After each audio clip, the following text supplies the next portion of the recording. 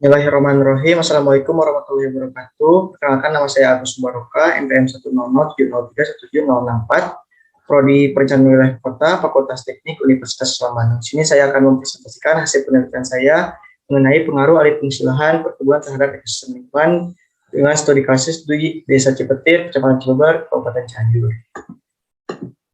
Yang melatar belakangnya itu pertama pembunuhan kebutuhan manusia, yang kedua perubahan lahan, yang ketiga laju pembangunan yang terus meningkat menyebabkan alih fungsi lahan, yang keempat dampak alih fungsi lahan seperti longsor, erosi, dan banjir. Tujuan dan sasarannya di sini untuk menganalisis sejauh mana pengaruh alih fungsi lahan terhadap lingkungan, yang kedua mengetahui faktor-faktor yang mempengaruhi terjadinya alih fungsi lahan, yang ketiga merekomendasikan upaya pencegahan atau penanggulangan dari alih fungsi lahan tersebut. Untuk manfaatnya di sini untuk mengetahui apakah ada dampak yang ditimbulkan dari alih fungsi lahan, kedua untuk mengetahui dampak yang ditimbulkan dari lahan, yang ketiga itu mengetahui cara untuk memperbaiki atau meminimalisir dari dampak alih fungsi lahan tersebut. Untuk selanjutnya ada metodologi. Di sini saya menggunakan metode pendekatan kuantitatif estimatif. Yang kedua metode pengumpulan datanya saya menggunakan data sekunder dan primer. Untuk selanjutnya metode analisis saya menggunakan analisis fisik dan analisis berdasarkan guna lahan. Untuk pengumpulan data di sini saya melakukan observasi, pengolahan data, dan wawancara. Untuk analisis dan pembahasan di sini untuk analisis fisik dasar itu ada keseluruhan lahan kawasan lindung dan kawasan budidaya, di mana kawasan lindung itu Desa Cipetir terdapat di kawasan lahan lindung, dan untuk kawasan budidaya Desa Cipetir ini terdapat di kawasan hutan produksi konversi, yaitu yang dapat dialih fungsilahankan.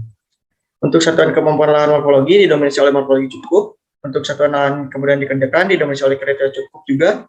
Untuk kestabilan lereng didominasi oleh kriteria tinggi.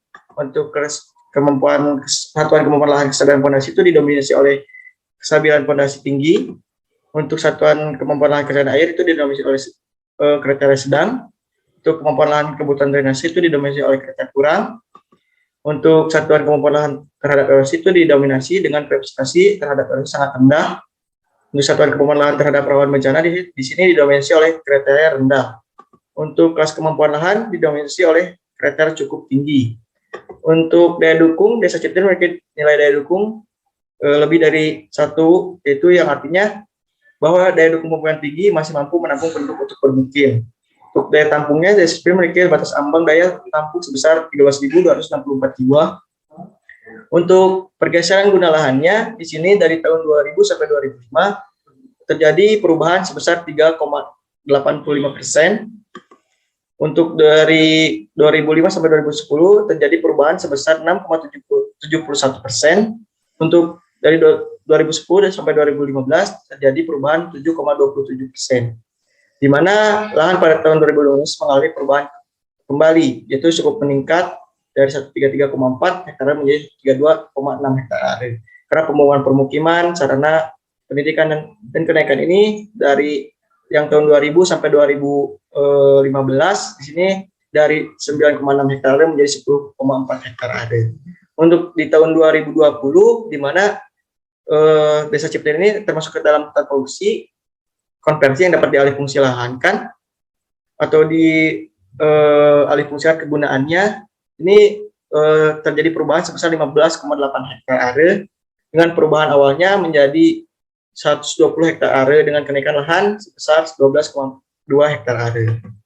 Untuk di sini ada tabel pengaruh alih fungsi lahan perkebunan terhadap ekosistem lingkungan yang mempengaruhi terhadap ekosistem biotik dan abiotik. Untuk dari tahun 2000 sampai 2020 di sini terdapat faktor yang mempengaruhi dan dipengaruhi. Yang pertama ada faktor kebijakan, peraturan yang belum terrealisasi secara optimal dengan baik dalam pengawasan, pematangan, dan pengelolaan terhadap kawasan budaya.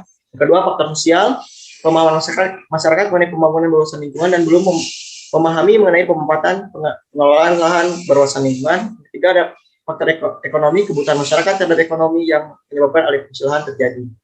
Untuk yang selanjutnya ada faktor lingkungan, kerusakan batas lingkungan yang semakin menurun dampak dari alih fungsi lahan. Yang terakhir yaitu faktor kebencanaan, semakin lahan hijau berkurang, bencana meningkat seperti terjadinya banjir, longsor, dan kekeringan. Untuk selanjutnya ada peta kawasan bencana Desa Cipetir. Di sini dampak dari alih fungsi lahan terjadi bencana pada tahun 2019 yaitu terdapat di Kampung Cibako dan Kampung Nagrog seperti longsor, banjir, dan erosi. Di sini ada kesimpulan dan rekomendasi. Yang pertama, Desa Cipetir memiliki klasifikasi kawasan non lindung serta Cipetir juga berada dalam kawasan budidaya hutan produksi konversi sehingga dapat dialihfungsikan kegunaannya. Kedua, desa Cipete memiliki kemampuan lahan tinggi yang artinya menunjukkan bahwa kawasan desa Cipete tersebut aman untuk dikembangkan menjadi kawasan budidaya dan permukiman. Untuk ketiga, daya dukung dan daya tahan penuhan sebenarnya masih sanggup menampung kenaikan penduduk dan masih dapat mendukung semua kegiatan penduduk. Untuk yang selanjutnya, pergeseran guna lahan dari tahun 2000 sampai sekarang itu dipenuhi oleh kepemilikan lahan yang merupakan lahan pribadi, sehingga masyarakat bebas untuk menggunakan lahannya seperti apa saja dan yang dialihfungsikan. Tidak ada batasan-batasan. Untuk yang selanjutnya, tiga pergeseran lahan itu terjadi, daerah resapan air berkurang, sehingga hal tersebut menjadi faktor penyebab terjadinya kebencanaan. Untuk rekomendasi selanjutnya yaitu melakukan sosialisasi pembangunan berurusan lingkungan kepada masyarakat. Yang kedua, penerapan pembangunan yang berurusan lingkungan. Yang ketiga itu melakukan teknik pembangunan sengkedan atau terasering di kawasan miring. Yang keempat, melakukan peninjauan kembali terhadap kebijakan. Yang kelima, melakukan evaluasi terhadap peraturan daerah Kabupaten Cianjur dan mengadopsi peraturan Perda Jawa Barat nomor 2 tahun 2016 tentang pedoman pembangunan kawasan Bandung Utara mengenai pembangunan yang berada di kawasan resapan air, khususnya di kawasan pedesaan. Mungkin sekian presentasi dari saya. Mohon kurangnya mohon dimaafkan. Terima kasih. Assalamualaikum warahmatullahi wabarakatuh.